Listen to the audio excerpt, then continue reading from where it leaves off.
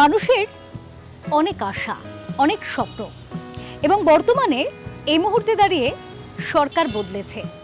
কেন্দ্রীয় সরকার এবং রাজ্য সরকার যখন একভাবে সম্মিলিতভাবে কাজ করার দিশা দেখাচ্ছে, তখন কোথাও গিয়ে মানুষের স্বপ্নে আবারও এক নতুন বুনন শুরু হয়েছে। বাংলার উন্নতির বুনন, বাংলায় এগিয়ে চলার বুনন, এবং সেক্ষেত্রে স্বপ্ন দেখছে নবপ্রজন্ম। বাংলার শিল্পে নবজাগরণ তাহলে কি একটা নতুন দিশা পাবে? পাওয়ার ইন বেঙ্গলে আমরা সেই বিষয়ে তল্লাশিতে চলে এসেছি, বা বলা যেতে পারে দিশা দেখাতে আসছি।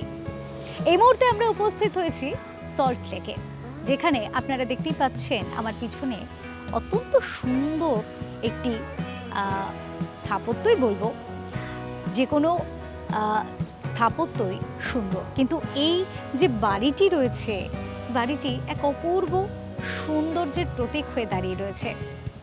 আলাপ করিয়ে দেব যে মানুষটি এত সুন্দর করে নিজেরই স্থাপত্য তৈরি করেছেন, নিজের স্থপতি তৈরি করেছেন, তিনি শিল্পের ক্ষেত্রে বাংলাকে কত সুন্দরভাবে দিশা দেখাচ্ছেন। এই মুহূর্তে আমরা উপস্থিত রয়েছি Ayan Sen architects, urban designers, planners, সেখানকার অফিসে, এবং চলুন আমরা দেখে নিই, সেই ব্যক্তিত্বের সাথে পরিচয় করি যিনি সুদূর আমেরিকাতে পড়াশোনা করেছেন, কিন্তু তারপরে ফিরে এসেছেন শিকড়ের টানে কলকাতায়। বাংলায় থেকে বাংলাকে শিল্পের জগতে এগিয়ে নিয়ে যেতে চেষ্টা করছেন। চলুন আজকে কথা বলবো তার সাথে। আসুন, আমি তো বাগানটা দেখবো, ভীষণ সুন্দর। হ্যাঁ, খুবই কম জায়গায় আমার স্টুডিও করা, 2.5 কাঠা জমি। তার উপরে একটু জায়গাটাকে একটু সবুজ করলে একটা মাইক্রো ক্লাইমেট ক্রিয়েটেড হয়। আচ্ছা, সেখানে সো ইটস লাইক মানে এখানে তো সবুজ ব্যাপারটা কিন্তু খুবই সোজা বাংলা। সুতরাং জায়গাটাকে একটু ল্যান্ডস্কেপ দিয়ে একটা ভালো পরিবেশ ক্রিয়েট করা, বাইরে আর মধ্যের মাঝখানে একটা সেটা একটা গ্রিন জোন করা। সুতরাং that is the whole idea. একদম এটাকে আরো ভাবনাগুলোকেও আরো সুন্দর করে সবুজ করে তোলে। সবুজ যেমনটা বলা হয় নবজীবনের প্রতীক, নবনব চিন্তারও প্রতীক, যে চিন্তা আপনাকে আরো বেশি সৃজনশীল করে তোলে। হ্যাঁ, এবং যারা আসে তারা অটোমেটিক্যালি একটু রিফ্রেশড এন্ড সুথ হয়ে যায় to get into this world of creative thinking. একদম। প্রথমে স্টুডিওটা এখান থেকে শুরু হয়েছিল। এটা ইনিশিয়ালি যখন শুরু করেছিলাম আমি গ্যারাজটা কনভার্ট করি স্টুডিওটা হয়েছিল, এবং তারপরে পুরো বাড়িটাই এখন স্টুডিও। নিচে দুটো স্টুডিও, উপরে আমার চেম্বার, আচ্ছা, আমার একটা পার্সোনাল স্পেস, ছাদে অফিসের সোশ্যালাইজ করার জায়গা, একটা স্টাফ জোন। সুতরাং পুরোটা খুবই অল্পের মানে কম এরিয়াতে আমরা চেষ্টা করেছি যে সুন্দর করে করার। একদম ভীষণ সুন্দর সবুজ, এত সুন্দর সবুজ ছুঁয়ে দেখলেও মন বোধহয় ভালো হয়ে যায়। চোখেরও শান্তি, মনেরও শান্তি, এবং মাথারও শান্তি।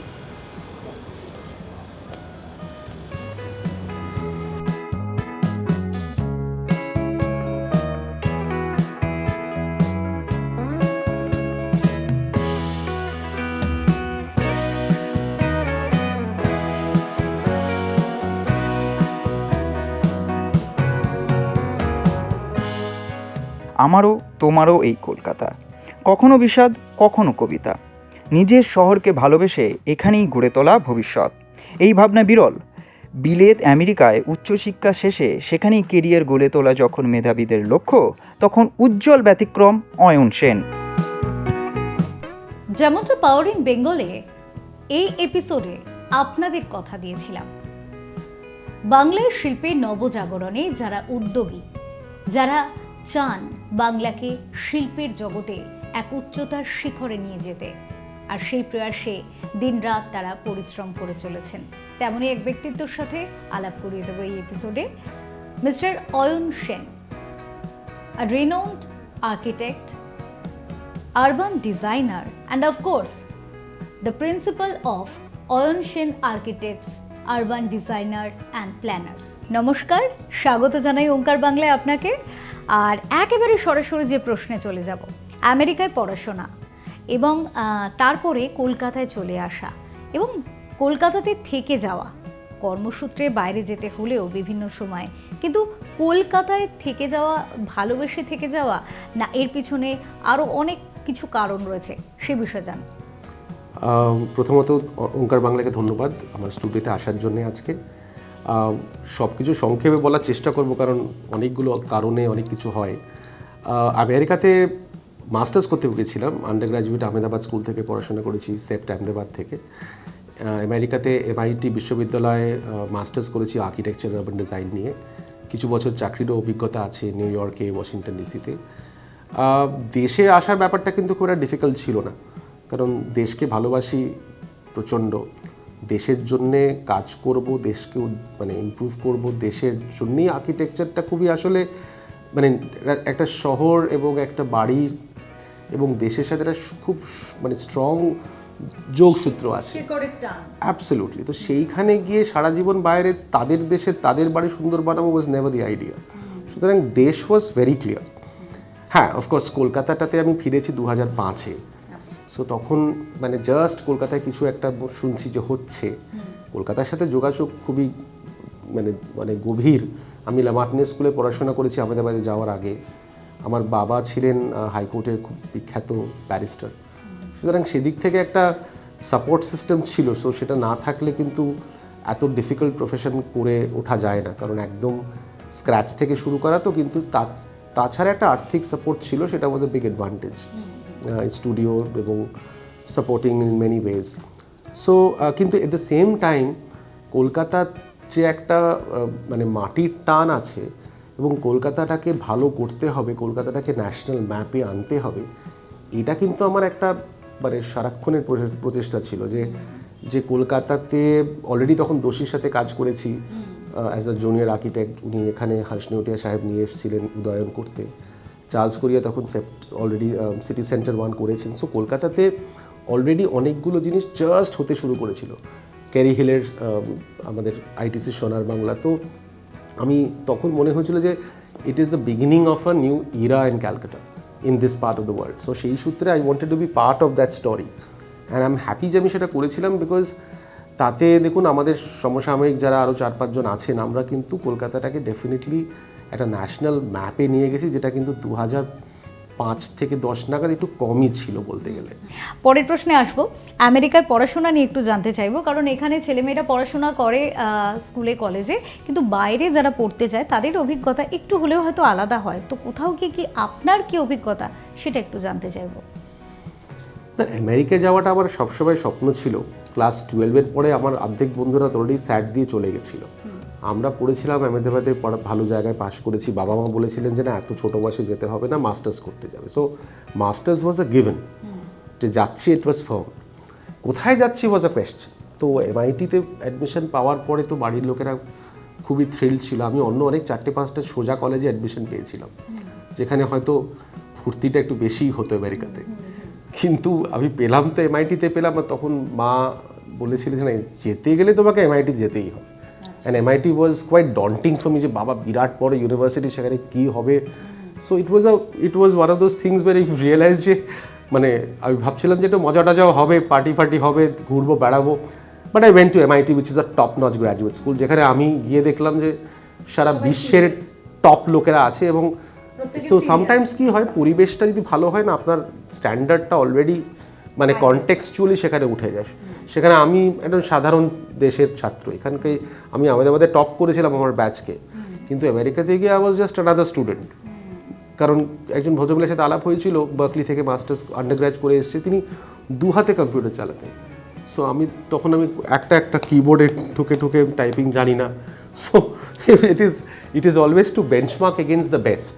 সো আই থিঙ্ক MIT-তে যেটা খুব সুবিধে হয়েছিল এবং ভালো লেগেছিল, that is I got the opportunity to benchmark myself against the best of the world. এবং সেখানে কাজ করা, সেখানে আবার সার্থক হওয়া, একটা কৃতিত্ব সেখান থেকেও পাওয়া। সেখানে আমি 2 বছরে 2 ডাবল ডিগ্রি করেছিলাম, আরবান ডিজাইনে এবং আমার একটা ফোকাস ছিল রিয়েল এস্টেট স্টাডিজ নিয়ে।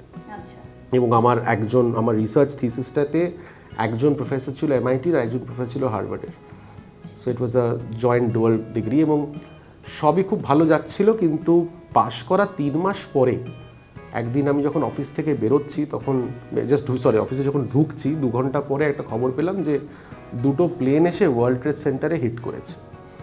That was 9/11. So obviously the environment post 9/11 was extremely different in America. তো আমরা যখন কলেজ লাইফে যেটা দেখেছি সেটা আমার কর্মক্ষেত্রে it was okay, it was not something that is সাংঘাতিক কিছু। তখন আমাদের দেশও কিন্তু একটু উন্নতির দিকে এগিয়ে চলেছে। I am talking 2004, 2005, the market has opened up, কলকাতায় অনেক কিছু হচ্ছে। So it was not very difficult to think that it will happen. I mean, I will come to India for sure. কিন্তু কাজের জগতে একটা এক্সপোজার পাওয়া, সবার সাথে আলাপ হওয়া, কলেজে অনেকগুলো কোর্স করতে পাওয়া, বস্টনটা একটা অসাধারণ ইন্টেলেকচুয়ালি ড্রিভেন শহর, সেখানে একটা খুব হাই এনার্জি জায়গা। সো হয় না, খুব একটা হাই এনার্জি জায়গায় আপনি গেলে আপনারও একটা ভাইব্রেশনস চেঞ্জ। বেশিরভাগ লোকে বলছে কেন ফিরে এসেছো, কিছু হয়েছে, ওখানে কি চাকরি গেছে, ফিরে এলে কেন, কেউ তো ফেরেনি আজ পর্যন্ত। ইটস নট ভেরি ডিফিকাল্ট, মানে I was actually surprise they I didn't get a very happy welcome. Kolkata has so much of character, so much of history, so much of মানে নুয়ান্স অফ লিটারেচার, সেগুলো কিন্তু আমাদের আর্কিটেকচারে directly না হোক indirectly তো পরেই, because it is not like I am just making a building শুধু বিল্ডিং বানাবার জন্য। তার মধ্যে তার মানে হিস্টোরিক কনটেক্সট, তার ইকোলজিক্যাল কনটেক্সট, তার কালচারাল একটা মানে it's a major cultural hub, সেখানে একটা বাড়ি রেস্টোর করা কিংবা এটা আই থিঙ্ক হিউজ অপরচুনিটি। একদম। আবাসন থেকে অফিস, শ্মশান থেকে ক্রেস, আপনার স্থাপত্য নকশার বিস্তার অনেকখানি। কীভাবে সামাল দেন কঠিন সব কাজ? রেসিডেন্সিয়াল বলুন বা কমার্শিয়াল, সব জায়গাতে আপনি আপনার ছাপ ছেড়েছেন। তো সেক্ষেত্রে যখন কোনো স্থাপত্যের কাজ করেন, সেক্ষেত্রে স্থাপত্যবিদ্যার ক্ষেত্রে কোন দিকটাকে বেশি প্রাধান্য দেন? না দেখুন, যখন আমরা কাজ করি, আমি অ্যাটলিস্ট যখন কাজ শিখেছি, আমাদের কাজের একটা প্রসেস আছে। মানে কাজটা কি, তার সাইডটা কি, তার নিডটা কি, তার মানে সেই পার্টিকুলার প্রবলেমটা কি। সুতরাং প্রবলেমটা ডিফাইন করে কাজ করার যে মেথোডলজিটা, সেখানে অ্যাকচুয়ালি আমাদের খুব একটা ডিফিকাল্ট হয় না কোনো নতুন চ্যালেঞ্জ নেওয়া। So it is always been, মানে সে আমার মানে ভালো ভাগ্য বলুন আর খারাপ ভাগ্য বলুন, খুব আমার কাছে খুব ডিফিকাল্ট কাজ এসছে সবসময়, মানে যেটা আর কেউ করতে পারছে না। তাহলে সেটা মানে for example transforming the Bhowanipur facade, or doing the Bengal rowing club, or কিংবা একটা রিসর্টকে পুরো পরিবর্তন করা, ওর গঙ্গার ঘাটটা তৈরি করা, মানে 6 বছর লেগেছিল সবাইকে নিয়ে করতে। Of course we had a phenomenal client, mister Hemant Bangar, যিনি প্রেরণা ফাউন্ডেশনের অধিকর্তা ছিলেন, যিনি লেগে থেকে করানো আর কি, মানে 6 বছর সো লেগে থাকাটা একটা খুব ইন্টারেস্টিং জিনিস কলকাতাতে। মানে মানে আমার বাবা বলেছিলেন না, ইন দ্য প্র্যাকটিসে লেগে থাকতে হয়। মানে হেমন্ত ভাই বাঙ্গার, যিনি পুরো গ্লস্টার ইন্ডাস্ট্রির চেয়ারম্যান, বেঙ্গল রোয়িং ক্লাবের বিভিন্ন প্রেসিডেন্ট, ওর আমি বিড়লা স্কুলগুলো করছি, সুতরাং বিড়লার সাথে কাজ করা, কিংবা প্রেরণা ফাউন্ডেশনে বিভিন্ন ট্রাস্টিজ যারা আছে, যাদের শ্মশানটা তৈরি করছে এখন, এবং ঘাটটাও অ্যাকচুয়ালি প্রেরণা ফাউন্ডেশন ইনভলভ ছিল। সো মানে সবার থেকে একটা শেখার জায়গা আছে, এবং once you know the art of learning from your clients and your peers and you respect everybody, and then you learn from that but keep your own philosophy to place and be humble. I think it's a method of practice then. দর্শকদের জানিয়ে রাখতে চাইবো যে বইটি mister Sen দেখালেন, এখানে connecting theory two practice, এই বইটি কিন্তু এমআইটি থেকে প্রকাশিত হয়েছে, এবং এই বইটিতে সেই যাবতীয় বিষয় তিনি তুলে ধরেছেন, যেগুলো তার এতদিনের কাজ করার যে অভিজ্ঞতা, সেই অভিজ্ঞতা কিন্তু তিনি এই বইতে সুন্দর করে তুলে ধরেছেন। মিস্টার সেন, আরও একটি বিষয়ে আসবো, যে এত যে প্রজেক্টে কাজ করেছেন, বা বলা যেতে পারে আমি বলবো সেই অর্থে সৃষ্টি করেছেন, তো মনের কাছাকাছি কাজ এখনো পর্যন্ত, কারণ আমি বলবো না যে, কারণ আগামীতে হয়তো প্রত্যেকবার যখন করবেন এটার থেকে বেটার, পরেরটার থেকে বেটার, বাট এখনও পর্যন্ত যতগুলো করেছেন আপনার মনের কাছাকাছি, বা কাজ করে খুব স্যাটিসফাইড ফিল করেছেন নিজের থেকে? হ্যাঁ, মানে বিভিন্ন জিনিস হয়েছে। ধরুন আমরা বন্ধুর বাড়ি বানিয়েছিলাম, ছোটোবেলার বন্ধুর বাড়ি, সে তখন আমার খুব একটা যে প্রতিষ্ঠিতি ছিল তা না, সেটা মন থেকে করেছিলাম, সেটা আমরা এখনও খুব যাই, আমাদেরই একটা জায়গা হয়ে গেছে আড্ডা মারার। সুতরাং সেটা করে খুব স্যাটিসফাইড হচ্ছে, বিকজ নিজের লোকেদের বাড়ি বানানো। তবে স্কুলের অনেক বন্ধুরা আমাকে কাজ দিত, সুতরাং সেটা আরেকটা খুবই ভালো স্বীকৃতি বলুন কি অপরচুনিটি বলুন। ইবিজা রেসর্টটা ভালো হয়েছিল লার্জলি বিকজ ওই প্রজেক্টটাতে আমাদের একজন কনসেপ্ট করে দিয়েছিলেন থাইল্যান্ডের বিশ্ববিখ্যাত আর্কিটেক্ট, এবং আমার সাথে একজন খুব নামকরা ল্যান্ডস্কেপ আর্কিটেক্ট যিনি আইটিসি সোনার বাংলা করেছেন পিএল ডিজাইন বলে, তারা ইনভলভ ছিলেন। তো সেইটা একটা ল্যান্ডমার্ক তৈরি হয়েছিল সেই সময়। বেঙ্গল রোয়িং ক্লাবটাও খুব সুন্দর হয়েছিল এবং সেটাতে অনেক লোক দেখতে পেরেছিলেন, মানে আমাদের কলকাতার উচ্চ শিক্ষিত এবং মানে ইন্ডাস্ট্রিয়ালিস্ট মহলে অনেকে আছে যারা তার মেম্বার, তো তার থেকে আবার অনেকগুলো রেফারেন্স পেয়ে কাজ পাওয়া।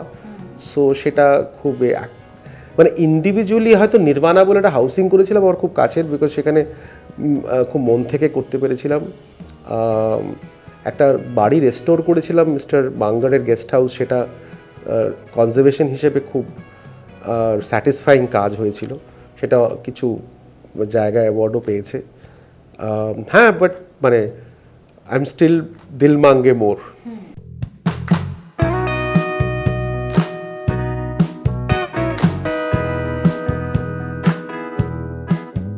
অয়ন সেন আর্কিটেক্টসে কর্মসংস্থান কী ব্যবস্থা রয়েছে?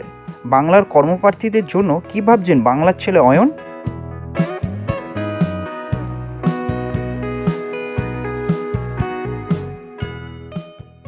মিস্টার সেন, এই যে এত প্রজেক্টে আপনি কাজ করছেন এবং নতুন নতুন প্রজেক্ট আরও আপনার হাতে রয়েছে নিশ্চয়ই। এই মুহূর্তে আপনার সাথে আগেও যখন কথা বলছিলাম তখন আপনি বলছিলেন যে এই মুহূর্তে যে প্রজেক্টগুলোর কাজগুলো চলছে বেশ কয়েকটিতে হাত আপনি দেবেন, শুরু করবেন।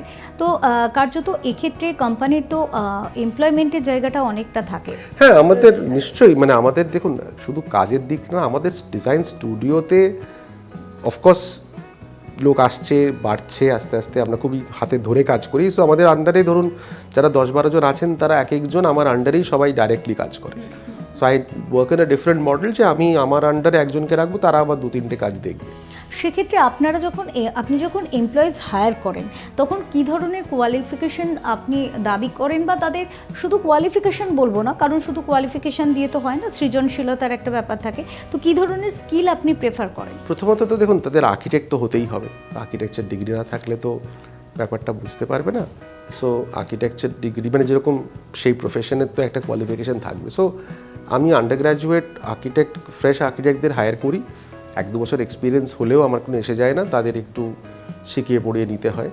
দেখুন, at the end of the day sincerity is the critical aspect. আমাদের প্রজেক্টে এতগুলো রিসার্চের কাজ আছে, এখানে বিশ্ববিখ্যাত রিসার্চের কাজ আছে, আমাদের এতগুলো বাড়ি তৈরি ড্রয়িংস ডিটেলস আছে। অনেকে যদি আজকে মেধাবী লোক হয়, মানে আমি যেরকম ছিলাম আমার আন্ডার গ্র্যাজুয়েট টাইমে, আমি গিয়ে অফিসে আমার কাজটাও করতাম এবং যে কাজটা আমি করতাম না সেটাও শিখতাম।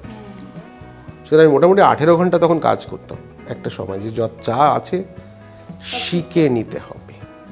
ইনফ্যাক্ট আই ওয়াজ টু মানে রাশড যে সব শিখতে হবে, তাদের টেক সাম টাইম। সো সেটাও আছে, but I think anybody with a lot of eagerness and honesty and passion and intelligence, মানে practical intelligence is something which is more important. আচ্ছা মিস্টার সেন, এই বিষয়ে এমপ্লয়মেন্ট নিয়ে আমরা কথা বলছিলাম যখন, যেহেতু আমাদের পাওয়ার ইন বেঙ্গলের প্রধান বিষয় যে বাংলার শিল্পের নবজাগরণ, সেহেতু বাংলার ছেলে মেয়েদের যে শেখার আগ্রহ বলুন বা কর্মসংস্থানের সুযোগ বলুন, সেক্ষেত্রে আপনার কোম্পানিতে কতটা সুযোগ আপনি দিয়ে থাকেন? না, বাংলায় সুযোগ দিয়ে থাকি মানে দেখুন, কিছু ডাইরেক্ট এমপ্লয়মেন্ট হয়, কিছু ইনডাইরেক্ট এমপ্লয়মেন্ট হয়। এক নম্বর, ফার্স্টলি তো I just have to come back and say যে বেঙ্গল, মানে আমাদের যদি আজকে হিস্ট্রি অফ বেঙ্গলে দেখি, there is obviously a dark era where everybody is challenging with each other. এখন I am not political, but I am happy that we have a centre state alignment, in the sense যে আমাদের কিন্তু এখন আর কোনো excuse চলবে না। Industry, আমরা obviously সব জায়গাতে একটা স্ট্রাগল হয়, কিন্তু এখন I think everybody should work hard to build the state from top to bottom, মানে ফাঁকি মারলে চলবে না।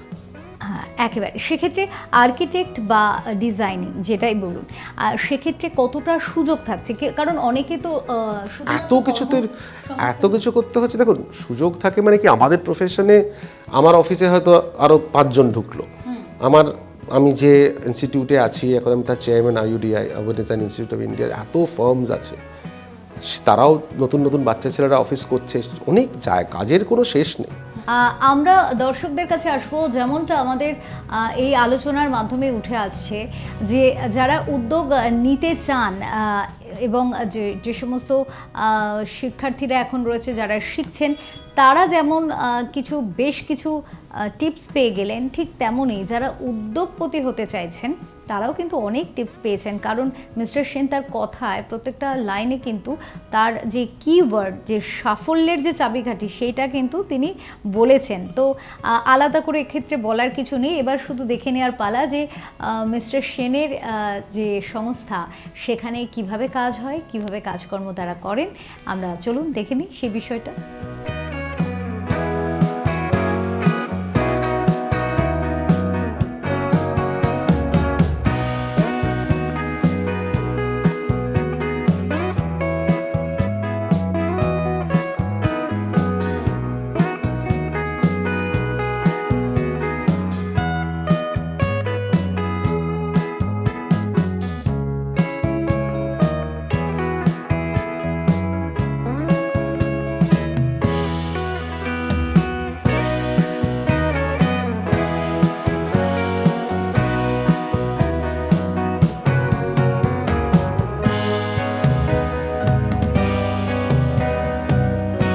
আমরা এই মুহূর্তে যে ঘরটায় বসে আছি, এটাকে তিনি নিজের অফিসের একদম ব্যক্তিগত পরিসর হিসেবে ব্যবহার করেন। আর এখান থেকেই হয়তো তার অনেক সৃজনশীল ভাবনা তৈরি হয়। অবসর তো মানুষের ভীষণ প্রয়োজন, তো এত দৌড়াচ্ছেন, কিন্তু কোথাও গিয়ে যখন অবসর পান, যদিও জানি খুব কম পান, কিন্তু যদি পান কি আই করেন? থিঙ্ক আমার বেড়াতে অসাধারণ ভাল লাগে। আমি আজকাল বেড়ানোটা কোনো একটা কাজের সাথে জোড়ার চেষ্টা করি। আমাকে জাপানে গেছিলো একটা লেকচার দিতে, আমি তার সাথে আরও 3টে দিন জুড়ে দিয়েছিলাম। আর আমি বস্টনে গেছিলাম আমার একটা টকে, তো তাই সেই মানে তার সাথে আরও 3টে দিন, 2টো দিন, মানে এরকম করে আর কি একটু জুড়ে দিয়ে বেড়ানোটা হয়। একেবারে পিওর হলিডে অনেক দিনই হয়নি একদম, মানে না পিওর সেন্স যে কোথাও গেলাম, ইচ্ছে আছে, চাই না কত তাড়াতাড়ি হবে। OTTতে cinema, current affairs and news, and I mean I guess I enjoy that lot. So that is one. Bangla cinema দেখতে খুব ভালো লাগে, ভালো Bangla cinema. I think Bangla সিনেমায় আমি দেশে ফেরার পরে এতই ভালো বাংলা সিনেমা হয়েছে যে আই উড লাভ টু, মানে I make it a point to watch once in a while as much as I can. I guess that's pretty much it. গান শুনি, বাংলা গান ভাল লাগে, রবীন্দ্রসঙ্গীত, মডার্ন বাংলা, আমাদের সময়কার গান যেটা পিঙ্ক ফ্লয়েড ওর যেগুলো শুনে আমরা বড় হয়েছি। হিন্দি গান খুব ভালো লাগে। আমি আসলে আহমেদাবাদে বিদেশে এত বড় হয়েছি যে Hindi has been part of our growing up. বর্তমানে কিন্তু একটা নতুন আশার সৃষ্টি হয়েছে, নতুন দিগন্ত কোথাও গিয়ে একটা খুলতে চলেছে বা খুলতে পারে, এমন আশা কিন্তু মানুষ দেখছে। কারণ সেক্ষেত্রে পারিপার্শ্বিক ভূমিকা তো থাকেই, রাজ্য, দেশ যেখানে একসাথে হয়ে যদি কাজ করা যায় তাহলে সেটা কতটা উন্নতি হতে পারে, সেটা কিন্তু ভেবেই একটা কল্পনার জগৎ কিন্তু নবপ্রজন্ম দেখছে, তৈরি করছে। তো আপনারা ভালো থাকুন, আশা রাখুন, স্বপ্ন দেখুন এবং কর্মোদ্যোগী হয়ে উঠুন। ভালো থাকবেন, দেখতে থাকুন ওঙ্কার বাংলা। নমস্কার।